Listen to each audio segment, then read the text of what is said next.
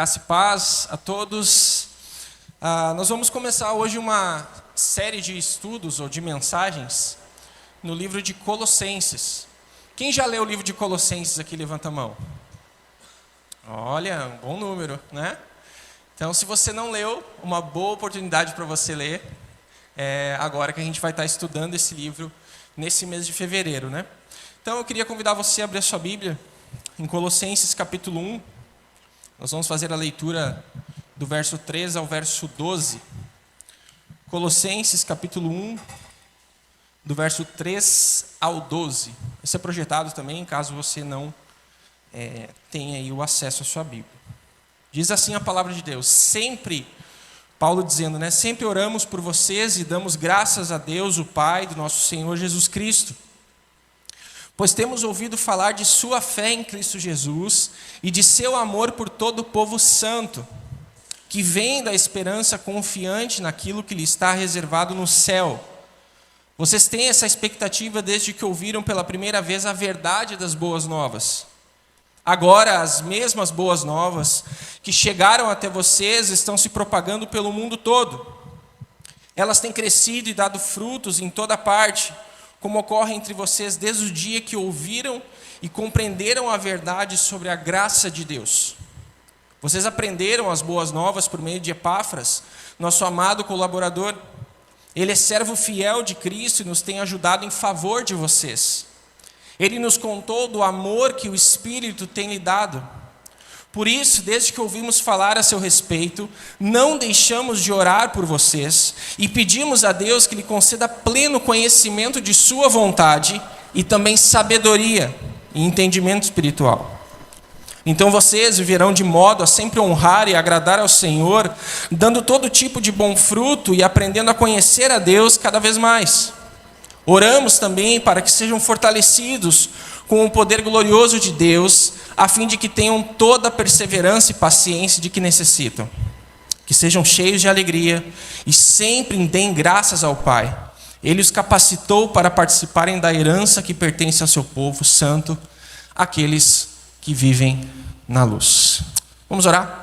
Nosso Deus, obrigado, Pai, pela Tua palavra que é viva e eficaz. Obrigado porque ela é quem transforma vidas. Obrigado porque é ela que muda pessoas, pensamentos, corações, direções. Porque ela é poderosa, Senhor, para nos limpar. E que nessa noite não seja diferente. Que a Tua palavra possa limpar o nosso coração. Possa nos trazer de volta ao centro, ao foco do que o Evangelho aponta. Essa é a minha oração, Pai, em nome de Jesus. Amém e amém.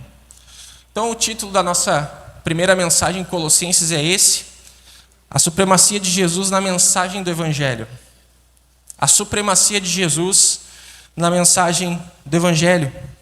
E um breve contexto para você entender o que acontece em Colossenses, principalmente em Colossos, é que Colossos ela era uma das 3 cidades de uma região. Então nós temos ali, ela estava entre Laodiceia e Hierápolis. Você tem um pouco de contato com Laodiceia na carta de João aos Apocalipse, e lá você vê Jesus enviando uma carta para os Laodiceias, dizendo algumas coisas. Então Colossos estava nesse meio aqui. Era uma região com uma grande população em minerais e tinha um comércio ativo e bem-sucedido. Só que é interessante porque Paulo ele não visita Colossos. Paulo ele não vai a Colossos, mas ele prega o evangelho numa cidade chamada Éfeso, que é conhecida na Bíblia também.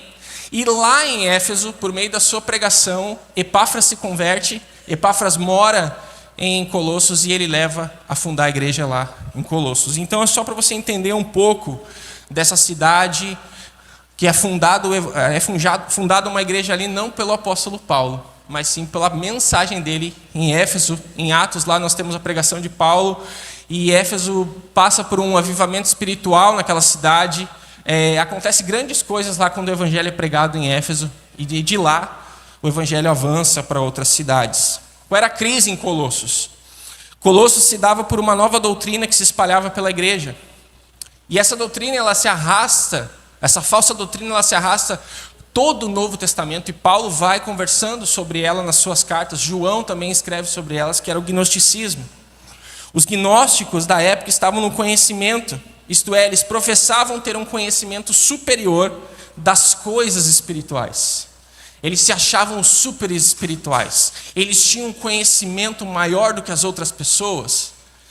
E essa heresia se espalha como um câncer na igreja. E Paulo ele vai confrontando isso e vai escrevendo cartas confrontando essa doutrina. Então, só para você entender, pode passar. Essa doutrina ela era uma mistura. E o que eles misturavam dentro disso? O que diz aí a primeira coisa? Verdade cristã. Segundo, legalismo judaico. Depois, filosofia grega e, por fim, misticismo ocidental. Isso era o misticismo religioso que tinha na época. Agora a gente olha para Colossos e a gente diz assim, nossa, eu não tenho misticismo oriental. Mas nós temos uma dificuldade muito grande hoje. Se chama contentamento da fé. O que é isso? Nós não nos contentamos em Cristo e nós não nos contentamos no Evangelho. As pessoas buscam coisas novas em todo o tempo. Parece que aquilo que Deus revelou nas Escrituras não é o suficiente. Então a gente tem os nossos misticismos, né? Por exemplo, tem cristão que acredita em horóscopo.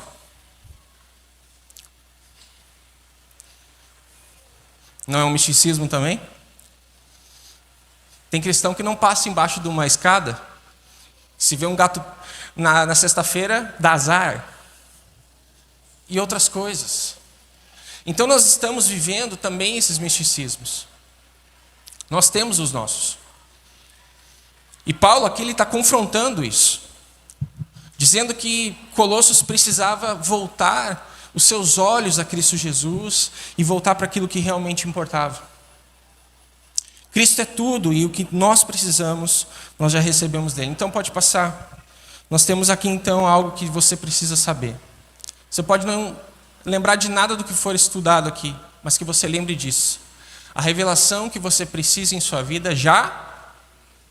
Qual é a revelação que nós precisamos? Cristo Jesus. Aquilo que Deus precisava revelar para o homem, Ele já revelou, Cristo Jesus. Segundo, Deus já revelou o que você precisa saber.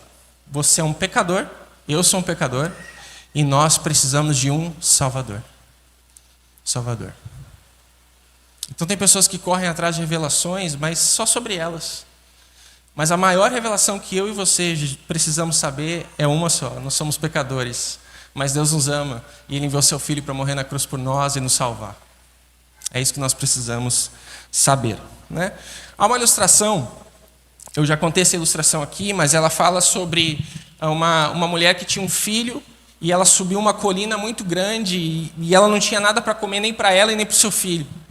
De repente ela passa por uma caverna e ela ouve uma voz dizendo assim, entre, pegue tudo o que você quiser, mas não esqueça o principal. E ela, quando ela entra naquele lugar, ela começa a enxergar ouros e ela começa fica muito feliz, ela diz, nossa, isso vai salvar minha vida, vai salvar a vida do meu filho, e eu vou precisar de todas as coisas, e aquela voz continua dizendo, entre, pega o que você quiser, mas não esqueça o principal. E ela começa a pegar um monte de coisa, e ela deixa o seu filho numa rocha, e ela começa a pegar aquele ouro, colocar num saco, e começa a dizer, isso eu vou comprar, com esse ouro eu vou comprar isso, eu vou comprar isso, eu vou comprar isso, e aquela voz continua dizendo, de repente aquela voz diz para ela que falta alguns minutinhos para a caverna fechar. Mas entre, pega o que você quiser, mas não esqueça o principal.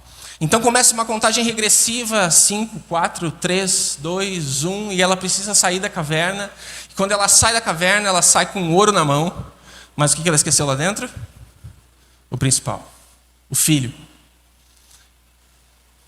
E aí eu queria fazer uma pergunta para você diante disso. O que realmente importa na sua vida? Pode passar. O que realmente importa na sua vida? O que você responderia nessa pergunta? O que você responderia diz muito sobre o que você tem buscado. Talvez seja filhos, seu casamento, seu novo carro, sua nova aquisição, sua viagem, o seu trabalho, seu pet seja o mais importante para você. Seu partido político seja o mais importante. Seu time de futebol, seu cargo, seu Instagram ser mais notado, o seu prazer, a sua bebida, o seu vício, o seu ídolo.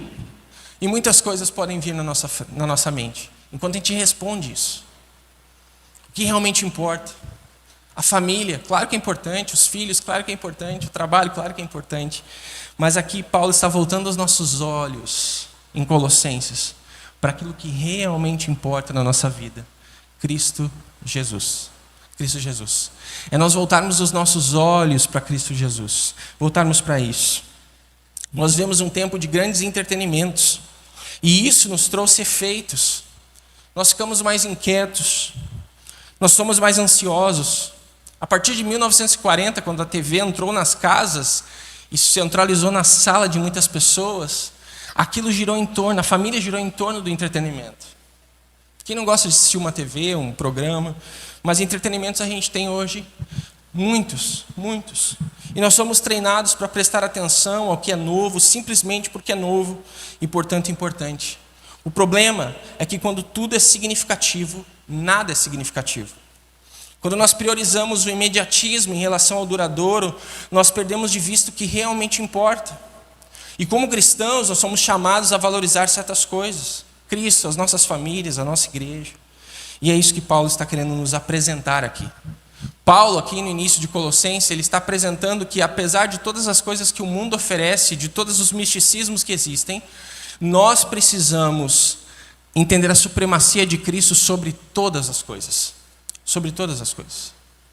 É isso que Paulo quer nos mostrar aqui. Para os colossos, Jesus não era filho de Deus. Jesus era uma emanação de Deus, mas não poderia ser filho de Deus. E Paulo refuta essa heresia dizendo, não, Cristo é o Filho de Deus. Ele é a plenitude total de Deus. Ele é a imagem do Deus invisível. Ele é a supremacia sobre todas as coisas. Cristo está sobre todas as coisas. A soberania de Deus está sobre todas as coisas.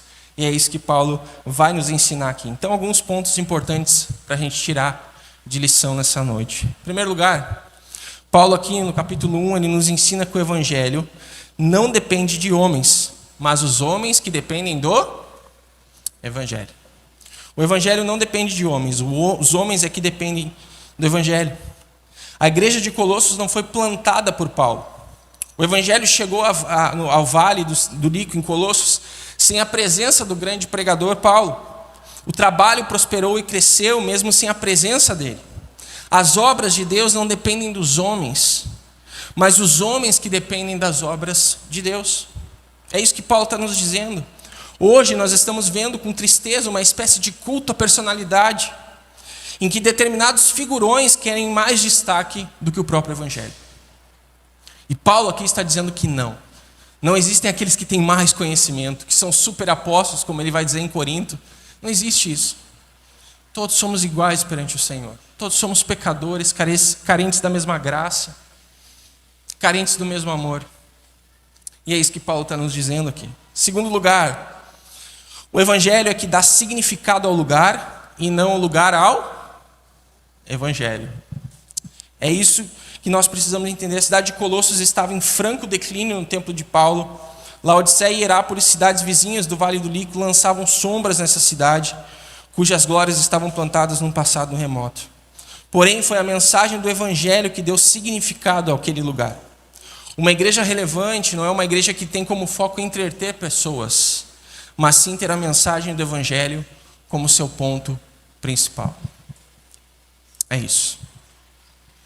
A igreja não existe para entreter pessoas. A igreja não está de portas abertas no domingo porque você não tem nada para fazer e veio aqui hoje. A igreja existe para anunciar a salvação em Cristo Jesus, para ser sal e para ser luz. É para isso que ela existe. E a finalidade da igreja é ser fiel, em primeiro lugar, às Escrituras, à palavra de Deus. A igreja precisa ser fiel à palavra de Deus. Um púlpito infiel torna pessoas infiéis.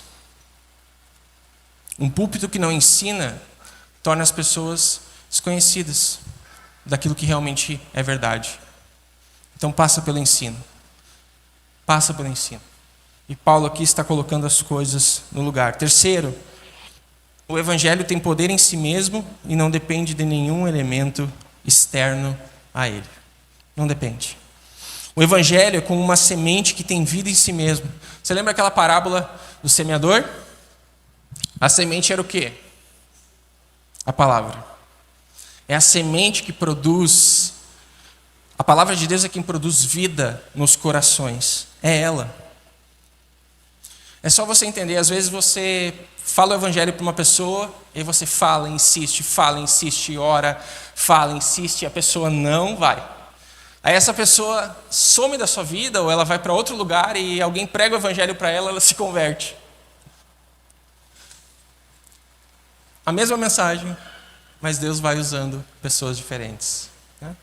Paulo vai dizer, por exemplo, em Corinto, que não interessava se foram salvos por Paulo ou por Apolo. Não interessava se era por Pedro. Não, Cristo é suficiente, é a mensagem do evangelho que produz vida e salvação nas pessoas. Aonde a palavra de Deus é anunciada com fidelidade e poder, vidas são salvas e o reino de Deus se estabelece. O evangelho não precisa de nenhuma ajuda externa para produzir frutos. O próprio Espírito de Deus opera através dele para transformar vidas. O evangelho que produz isso. O evangelho tem poder em si mesmo e ele não depende de ajudas externas. Então, muito obrigado. Já estava com sede. Valeu, meu. Quarto, Paulo continua nos ensinando em Colossos que o evangelho é a boa notícia de Deus aos homens. E a melhor definição de evangelho é a boa notícia de Deus ao homem. Apesar de o homem ser pecador, Deus o amou com amor eterno. Apesar de o homem ser rebelde contra Deus, Deus tomou a iniciativa de reconciliar-se com ele. E apesar de o homem não merecer, ou merecer a condenação eterna, Deus lhe ofereceu a vida eterna. Nós somos salvos pela graça de Deus. E essa é a boa notícia. Não está aí, mas há uma citação que eu gosto que diz assim que nós somos mais pecadores do que nós ousamos saber, mas também nós somos mais amados do que a gente ousa imaginar. A gente é mais pecador do que a gente imagina que a gente é. Mas também a gente é mais amado do que a gente imagina que a gente é. Porque Deus amou o mundo de tal maneira que enviou seu Filho para que todo aquele que nele crer não pereça, mas tenha a vida eterna. Então a boa notícia do Evangelho é que Deus ele nos deu essa oportunidade em Cristo. Quinto lugar, o Evangelho é a verdade. Todas as religiões precedentes poderiam intitular-se conjecturas sobre Deus. O Evangelho de Cristo, porém, traz ao homem não conjecturas, mas a verdade absoluta sobre quem Deus é. O Evangelho não é uma lucubração da mente humana, não é uma ponte construída da terra ao céu, não é o homem buscando a Deus, mas é Deus buscando ao homem. Não é um plano engrenado pelo homem mas para chegar a Deus, mas é o caminho seguro de Deus buscando o homem. Você percebe que aquele texto mais conhecido do Novo Testamento dá razão para tudo isso. É a espinha dorsal de tudo isso que nós estamos falando. Por exemplo, Jesus diz o quê? Que ele é o... Vamos lá, igreja. Eu sou o caminho. Ninguém vem ao Pai a não ser por mim. Então o caminho para chegar a Deus é Jesus. A verdade para saber sobre Deus é Jesus. E a vida que Deus deseja dar a todos nós está depositada em Cristo Jesus. Não é num líder, não é num pastor, não é numa referência, não é num político. A gente coloca a nossa esperança em políticos muitas vezes, mas são homens, são pessoas, são pecadores, que nem eu, que nem você. A gente olha para o cenário brasileiro e a gente se desespera, a gente se assusta. Mas a gente tem uma esperança eterna. A vida não acaba aqui, nós temos uma esperança eterna no céu, reservada para nós, não porque merecemos, mas porque Deus assim quis. Mas a gente perde tempo com as coisas aqui. A gente é agarrado nas coisas aqui. A gente tem os nossos misticismos também. A gente deixa Jesus de lado. A gente diz com os nossos atos muitas vezes que Jesus não é importante na nossa vida. Colossos não está diferente da gente. A gente não está diferente de Colossos. Mas Jesus, o Evangelho, ele apresenta essa verdade. Sexto lugar, o Evangelho ele é universal. O Evangelho é para todo mundo. Ele não está limitado a alguma raça ou nação, nem a alguma classe ou condição social. O Evangelho não é para um grupo de pessoas, nação ou denominação, uma igreja particular. O Evangelho é universal, a mensagem do Evangelho não é elitista, está ao alcance de todos, sem exceção.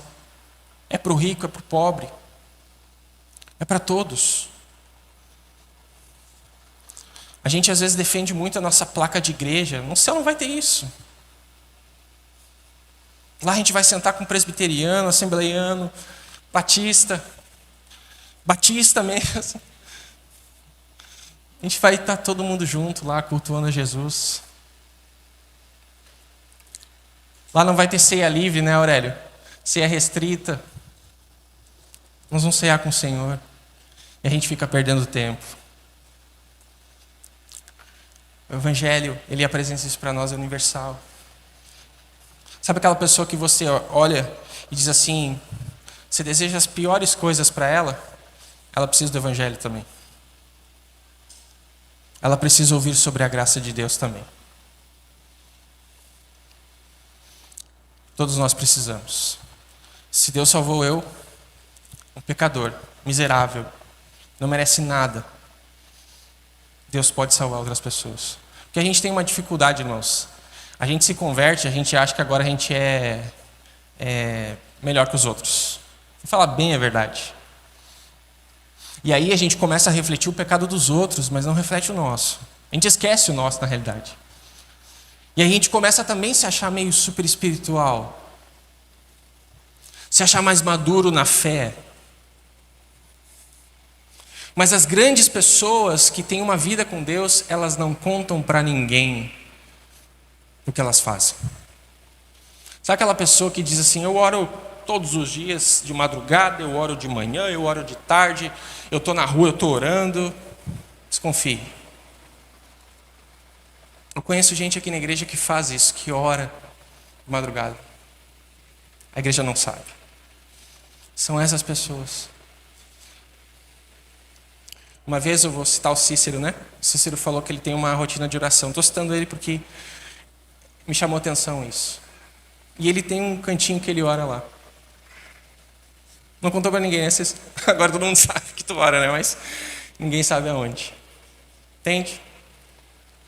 Nós precisamos disso. O Evangelho é para todos.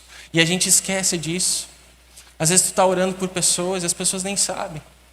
Quer ver uma mentira que o crente faz?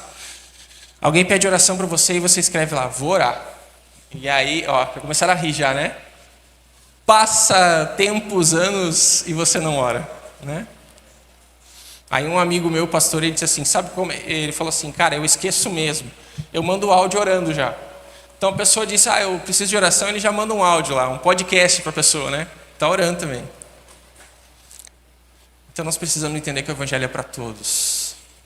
Talvez você iniciou a sua caminhada com Deus hoje. Amém. Vamos caminhar junto. Porque aquele que tem mais tempo de igreja e de evangelho, ele é cobrado com mais vigor. Porque ele conhece há mais tempo.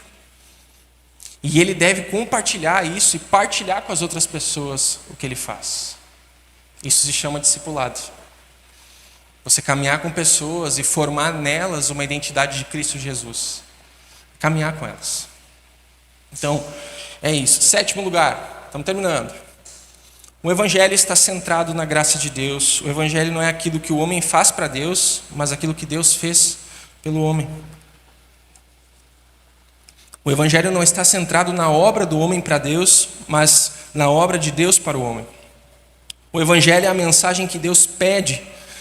Não é a mensagem que Deus pede, mas é aquilo que Deus oferece para nós. Não fala do que Deus exige do homem, mas do que Deus dá ao homem. Então a igreja ela precisa ser baseada na graça. Os relacionamentos na igreja precisam ser baseados na graça, porque nós fomos salvos pela graça. É pela graça.